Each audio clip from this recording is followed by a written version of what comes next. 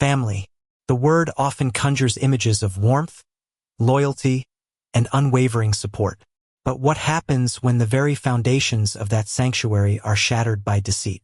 When the bonds of blood become tangled in a web of betrayal, jealousy, and unspoken resentments. This is the story of the Millers, a family outwardly prosperous and respected, yet inwardly fractured by a hidden infidelity that ran deeper than anyone dared to admit. Over 5 pivotal chapters, we will witness the slow bleed of trust, the festering wounds of deceit, and the eventual, unavoidable collision of secrets that irrevocably altered their lives, leaving scars far more profound than any physical wound. The scent of polished pine and beeswax had always clung to the Miller estate like a benevolent spell, masking the subtle rot of human fragility beneath the veneer of affluence.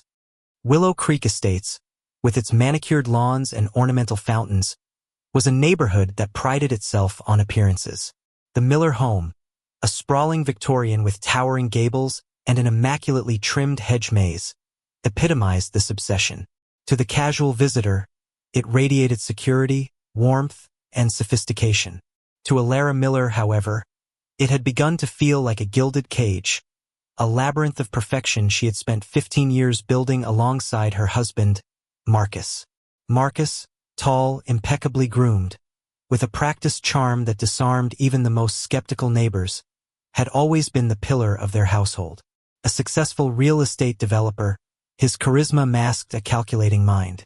His hands, strong and confident, could sell dreams wrapped in brick and timber, and his smile could disarm even the most critical socialites. Their 2 children, Lily and Ethan, were mirrors of his magnetism. Lily with her sharp intellect and quiet poise, Ethan with a restless energy that teetered on defiance. To outsiders, the Millers were the epitome of family perfection. Elegant, accomplished, and enviably stable. Yet, perfection is a fragile thing, easily shattered by the smallest crack, and that crack arrived like a whisper in the dead of night. It was a Tuesday, ordinary, mundane, utterly forgettable to anyone who didn't know what would come. Marcus arrived home late from a so-called client dinner, a frequency that had become routine enough for Alara to accept without question. But that evening, an instinctive unease gnawed at her. She retrieved his discarded jacket from the coat rack, intending to hang it, when a pale gray silk scarf slipped from the inner pocket. The texture was soft, the embroidery delicate, impossibly familiar. Her heart stuttered as she recognized it not from her own wardrobe, but from Vivian Thorne, Marcus's business partner, whose allure had long been whispered about in social circles. The air in the grand house suddenly thickened, suffocating and electric. The familiar sense of pine and beeswax became cloying, oppressive, almost nauseating. The scarf in her hands was more than silk. It was a brand, a confirmation of the unthinkable.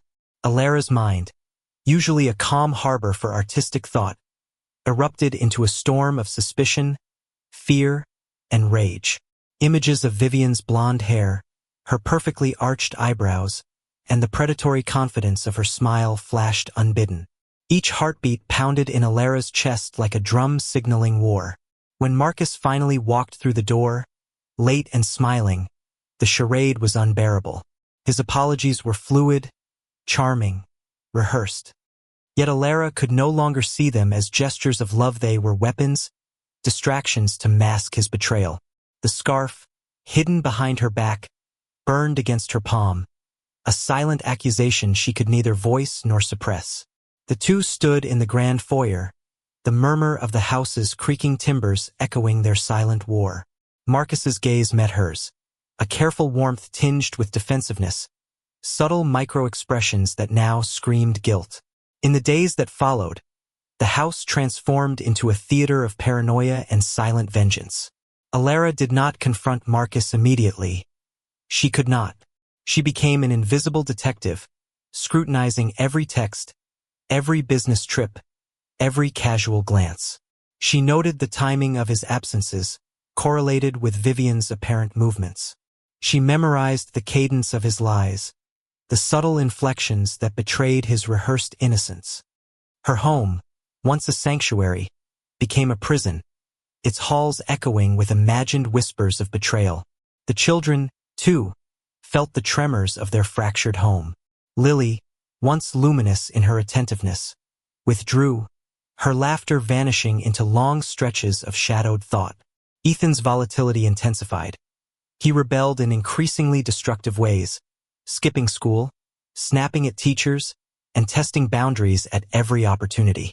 They mirrored the tension of their parents, absorbing the unspoken terror and transforming it into their own private storms. Alara's art, her only refuge, warped into a reflection of the darkness taking root within. Canvases once alive with vibrant landscapes now depicted claustrophobic, jagged forms, figures trapped behind walls or disappearing into shadowed voids. Each stroke of her brush became an outlet for her growing obsession, a psychological exorcism of the rage and despair that coiled in her chest.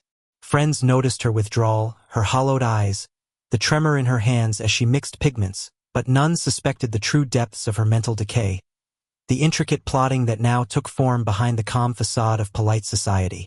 Marcus, oblivious or arrogantly dismissive, continued his duplicity. He showered Alara with gifts, planned weekend trips, and spoke in soothing tones, each gesture a testament not to love but to manipulation. Alara saw through the veneers.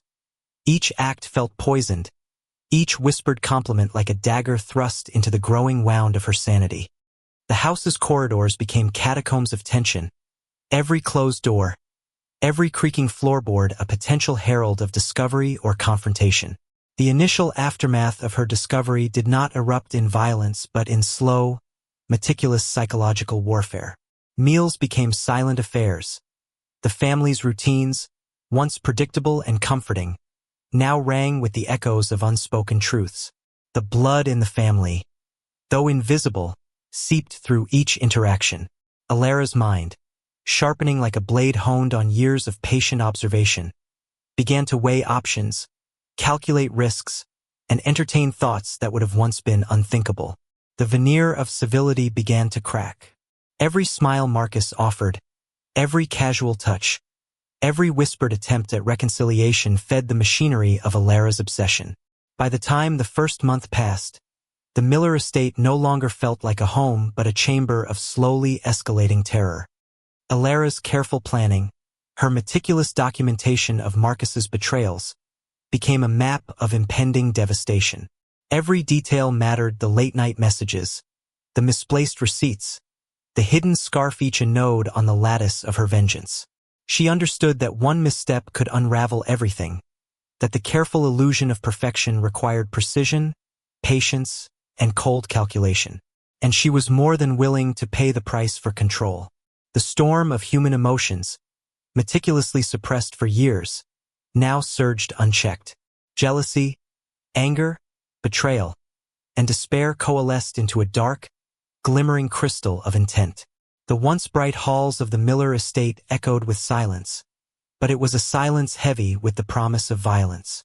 Shadows lengthened unnaturally, flickering under candlelight and street lamps alike, as if the house itself had grown complicit in the dark designs of its mistress.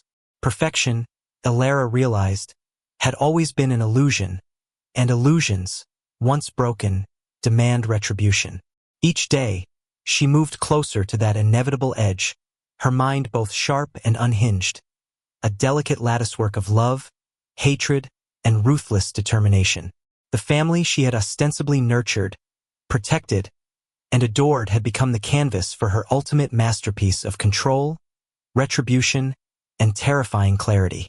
And in that house of scented pine, beeswax, and invisible dread, the stage was set. The quiet, insidious unraveling of the Miller family had begun a descent into something primal, savage, and irrevocably human. The initial shock of discovery gave way to a simmering, silent war within the Miller household.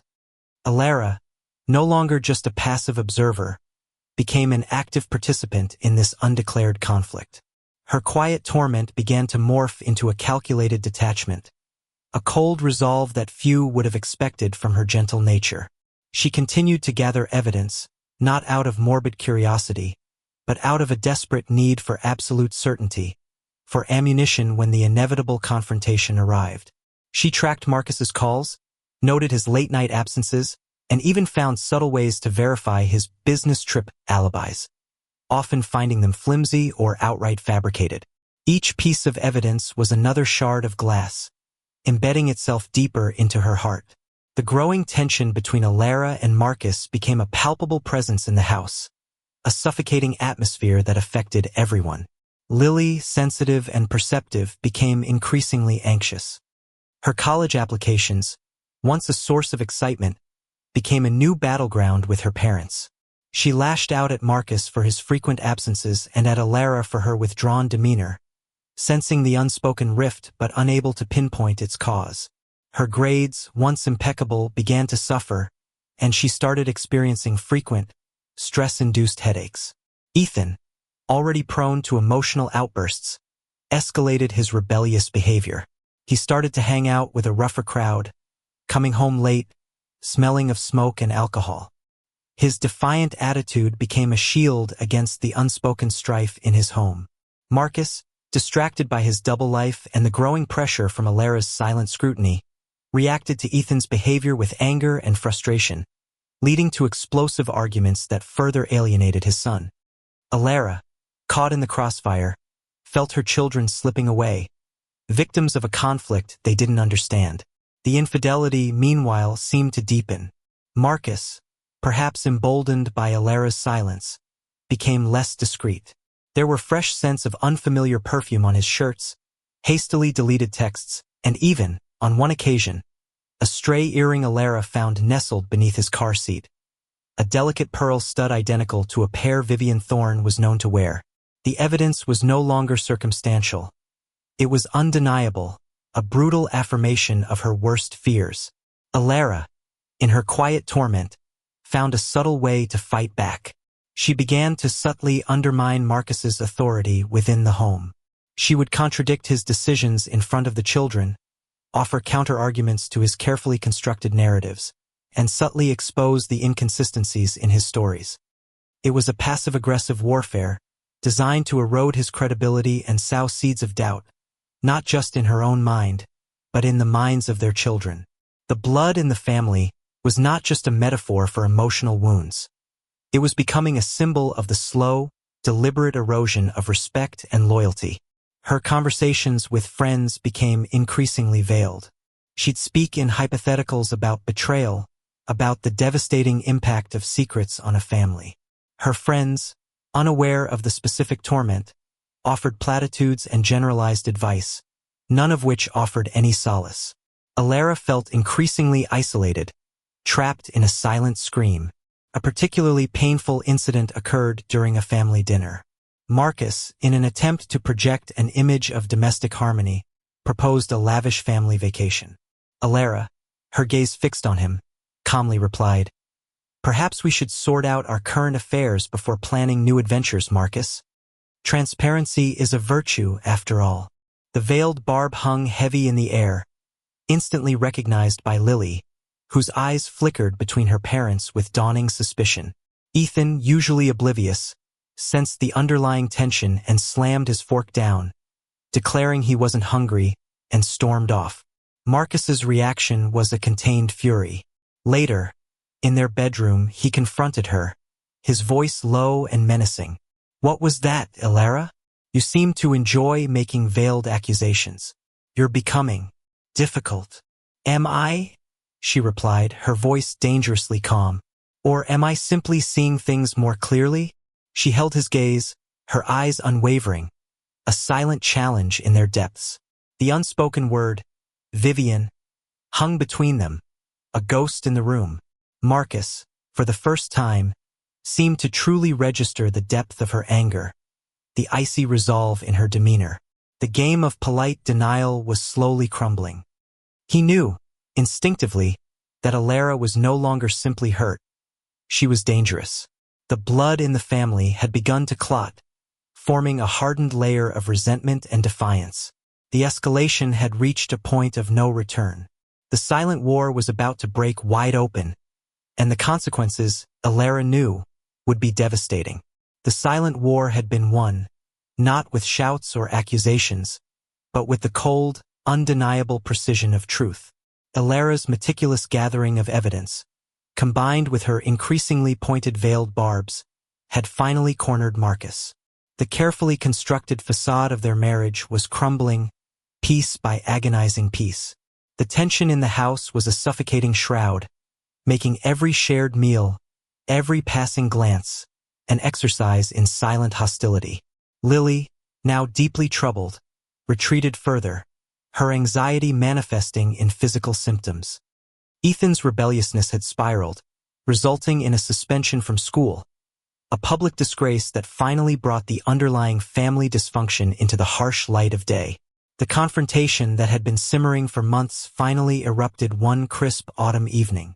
Alara, armed with irrefutable proof, a collection of texts, call logs, and a hotel receipt from a business trip Marcus had taken with Vivian, waited for him in the living room. The incriminating evidence spread across the polished mahogany table. When Marcus walked in, his usual swagger replaced by a subtle weariness, he saw the tableau, and his face, for the first time, truly paled. "Alara, what is all this?" he asked, his voice a strained whisper, a final, desperate attempt at denial. "It's the truth, Marcus," she replied, her voice devoid of emotion, a chilling calm replacing her usual warmth. "Your truth, Vivian Thorne's truth.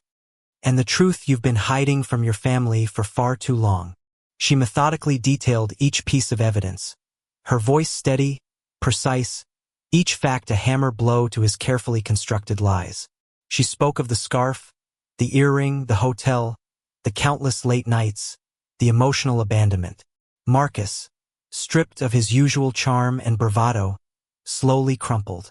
The mask of the successful, devoted husband shattered, revealing a man racked with guilt and shame. He offered no excuses, no further lies. I'm so sorry, Alara," he choked out, his voice raw with a desperation she found disturbingly unconvincing. "It was a mistake, a momentary lapse. It meant nothing." "Nothing?" Alara's voice rose, a sharp, sudden crack in her composure. "You call 15 years of my life, the trust of our children, our entire family, nothing? You call Vivian Thorne nothing?" The bitterness in her voice was palpable, a poison that had festered for too long. The children, drawn by the raised voices, stood silently in the doorway, Lily clutching Ethan's arm, their faces a mixture of confusion, fear, and a dawning, terrible understanding. The blood in the family was now exposed, not in a physical wound, but in the raw, agonizing wound inflicted by infidelity. "It's Vivian, isn't it?" Lily whispered, her voice barely audible, but piercing the charged atmosphere like a needle. "That's why you're always gone, Dad." Marcus flinched, the sight of his children's shattered faces finally breaking through his self-preservation. "Lily, Ethan, please, this isn't what it seems. Isn't it?" Ethan retorted, his young voice filled with a surprising venom. "It looks exactly like what it seems, Dad. You cheated on Mom. You lied to us, to all of us." His face was contorted with a mixture of anger and profound disappointment. The family, once a tightly woven tapestry, began to unravel with terrifying speed. The confrontation was not a clean break, but a messy, agonizing tearing apart. Marcus, stripped bare, retreated into a shell of shame and anger. He lashed out at Alara, accusing her of destroying their family, of deliberately humiliating him in front of their children. His attempts to shift blame, to paint himself as the victim, only solidified Alara's resolve. The next few weeks were a blur of lawyers, divorce papers, and the painful division of a life they had built together. The children bore the brunt of it, caught between their heartbroken mother and their disgraced father. Lily's anxiety intensified, leading to panic attacks that required professional help. Ethan, channeling his anger, completely distanced himself from Marcus, refusing to speak to him or even acknowledge his presence. The Miller home, once a beacon of warmth and stability, became a place of profound sadness, filled with unspoken accusations and the echoes of shattered dreams. The financial implications were significant, adding another layer of stress to Alara's already burdened shoulders. The whispers in their affluent community began, the scandal spreading like wildfire, a testament to the brutal impact of exposed infidelity. Alara, though heartbroken, found a strange sense of liberation in the unraveling. The truth, however painful, was finally out. The silent war had ended, replaced by the chaotic, painful reality of consequence. But even as the dust began to settle, a new kind of blood in the family began to surface, not just the pain of betrayal, but the deep, unseen scars that would forever mark each member of the Miller family, a testament to the destructive power of a single, devastating secret. The storm had fully broken, and the Millers were left to pick up the pieces of their shattered lives. The immediate aftermath of the confrontation was a chaotic, emotionally raw period for the Miller family. The divorce proceedings were contentious, prolonged by Marcus's initial resistance and his attempts to salvage his public image. Alara, though emotionally drained, fought fiercely for her children's stability and a fair division of assets, refusing to be silenced or intimidated. The blood in the family had spilled into the legal arena, each document, each court appearance, a fresh reminder of the profound betrayal. Marcus, stripped of his family and much of his public respect, spiraled into a bitter resentment. He moved into a lavish but empty penthouse apartment, a monument to his hollow success. He blamed Alara for destroying their family, for exposing his infidelity, rather than taking responsibility for his own actions. His relationship with Lily became strained, marked by her deep disappointment and his inability to truly apologize. With Ethan, the break was almost complete. His son refused all contact, leaving Marcus isolated and increasingly alone. Vivian Thorne, his mistress, had quietly distanced herself once the scandal broke, unwilling to be publicly associated with the fallout, leaving Marcus with a stark realization of the emptiness of his affair. Alara, though victorious in the legal battle, felt the profound weight of her new reality. The grand Victorian house, once a symbol of her carefully built life, now felt vast and empty. She struggled with the loneliness, the burden of single parenthood, and the lingering pain of Marcus's betrayal. Yet, amidst the pain, a quiet strength began to emerge. She returned to her art with a renewed, fierce passion. Her canvases, no longer dark and abstract, began to explore themes of resilience, healing, and the unexpected beauty found in brokenness. Her art became her therapy, a way to process the deep emotional scars left by the blood in the family. The children's journeys were perhaps the most poignant. Lily, deeply affected by the betrayal, sought therapy to cope with her anxiety and panic attacks. The unraveling of her parents' marriage had shattered her sense of security, forcing her to reevaluate everything she thought she knew about love and trust. Her college aspirations were temporarily put on hold as she focused on her mental health. Slowly, with professional help and her mother's unwavering support, she began to heal, finding her voice and her own sense of identity outside the shadow of her parents' conflict. She found solace in volunteering, channeling her pain into helping others, a testament to her inherent compassion. Ethan's healing took a different, more turbulent path. His anger simmered for years, directed primarily at Marcus. He channeled his rage into sports, excelling on the football field, his aggression a controlled outlet for his inner turmoil. He worked hard, determined to prove himself, to build a life utterly separate from his father's tarnished legacy. He remained fiercely loyal to Alara and Lily, becoming a protective presence, a testament to the resilience of sibling bonds forged in adversity. His refusal to engage with Marcus, however, left a lingering void, a relationship permanently fractured. The Miller family, as it once was, ceased to exist. In its place, a new configuration emerged, a single-parent household, navigating the complexities of their new lives. They faced financial challenges, social scrutiny, and the ongoing emotional aftermath of the infidelity. Alara learned to manage the family's finances, to repair the house, and to be both mother and father to her children. She found strength in unexpected places, drawing on reserves of resilience she never knew she possessed. Years passed, marked by small victories and lingering wounds. Lily eventually enrolled in college, finding a passion for social work, driven by her own experiences. Ethan pursued a career in law enforcement, his sense of justice sharpened by the injustices he had witnessed. Alara's art gained recognition, her unique style resonating with audiences who saw the raw honesty and healing in her work. She dated occasionally, but the scars of betrayal made her cautious, wary of vulnerability. The blood in the family had left its indelible mark, but it had not destroyed them. Instead, it had reshaped them, forced them to confront uncomfortable truths, and ultimately, to rebuild their lives on a foundation of honesty and resilience. The process was slow, arduous, and filled with lingering pain, but it was a journey of genuine healing, a testament to the human spirit's capacity to endure and to find new meaning amidst the wreckage of betrayal. The aftershocks of the infidelity continued, but the Miller family, individually and collectively, was learning to live with the unseen scars, slowly, carefully rebuilding their lives. A decade had passed since the seismic shock of Marcus's infidelity and the subsequent dismantling of the Miller family.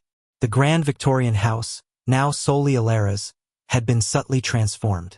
The lingering scent of pine and beeswax had faded, replaced by the earthy aroma of paint and the comforting scent of home-cooked meals. It was still elegant, but imbued with a new, less formal warmth, a reflection of Alara's independent spirit. The blood in the family had settled, not into forgetfulness, but into a deep, almost subconscious awareness of the lingering echoes of betrayal. Alara, now a celebrated artist, had found peace and purpose.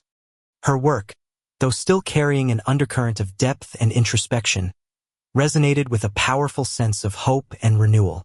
She had rebuilt her life with quiet dignity, finding joy in her children's successes and in the community she had carefully cultivated around herself. She had learned to trust again, albeit cautiously, and had even found companionship in a kind, unassuming professor named David, who appreciated her art and her resilience without trying to mend her, simply accepting her for who she was. Lily, now a compassionate and insightful social worker, was thriving. Her early struggles with anxiety had given her a profound empathy for others facing trauma, making her an exceptional advocate for vulnerable children. She was engaged to a man who embodied loyalty and kindness, a stark contrast to the betrayal she had witnessed in her youth. She maintained a polite but distant relationship with Marcus, a necessary boundary for her own well-being. She understood, now, that forgiveness didn't mean forgetting, but choosing to release the power of the past. Ethan, a formidable public defender, possessed an unwavering moral compass. His early anger had matured into a fierce dedication to justice, particularly for those marginalized by society. He rarely spoke of Marcus, the wound of his father's betrayal still raw, but he channeled that pain into his work, fighting for truth and accountability. He visited Alara and Lily frequently, their bond solidified by the shared trauma and the love that had persevered. He, too, had built a stable life, marked by integrity and a quiet strength. Marcus, however, had never truly recovered. His career had stalled, his public image permanently tarnished. His relationships, both personal and professional, were fleeting and superficial. He lived a life of isolated comfort, haunted by the choices he had made. He occasionally reached out to his children, his attempts at reconciliation often clumsy and self-serving, never truly acknowledging the depth of his wrongdoing. Lily would respond with measured politeness, while Ethan maintained his resolute silence. Marcus was a living testament to the destructive power of infidelity. A man who had lost far more than a marriage, he had lost his family, his respect, and ultimately a significant part of himself. A decade on, the Miller family found themselves gathered at Alara's house for Lily's engagement party. It was a joyous occasion, filled with laughter, warmth, and the promise of a bright future. Amidst the celebration, Marcus unexpectedly arrived, uninvited. The room fell silent, the cheerful atmosphere momentarily shattered. The blood in the family hung in the air, a visible tension. He approached Alara, a flicker of regret in his eyes, but still tinged with his old arrogance. "Alara," he began, "I just wanted to congratulate Lily, and to say, I hope you've all found happiness." Alara met his gaze, no anger, no hatred, just a quiet, weary acceptance. "We have Marcus," she said simply. "We rebuilt. Stronger." Lily, stepping forward, addressed her father with a calm strength. "Dad, it's good you're here, but this isn't the time or place for discussions about the past. We're moving forward." Her words, though gentle, were firm, a clear boundary drawn. Ethan, standing beside his sister, offered a silent, unwavering stare that spoke volumes of his unresolved pain. Marcus, seeing the united front, the unwavering strength of the family he had so carelessly broken, finally understood the true depth of his loss. He was a ghost at the feast, a lingering echo of a past that had been irrevocably altered. He offered a curt nod, a murmured farewell, and quietly left, disappearing back into the solitude he had created for himself. The silence that followed his departure was quickly filled with the renewed warmth of laughter and conversation. The brief shadow had passed. The Miller family, redefined and resilient, had faced the lingering echoes of their blood in the family and emerged stronger.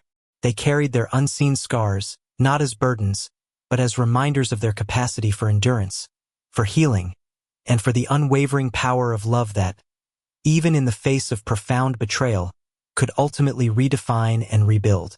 The story of their pain was woven into the fabric of their lives, a testament to the enduring strength found in honesty and forgiveness, even if that forgiveness was, in some cases, a quiet internal act of self-preservation.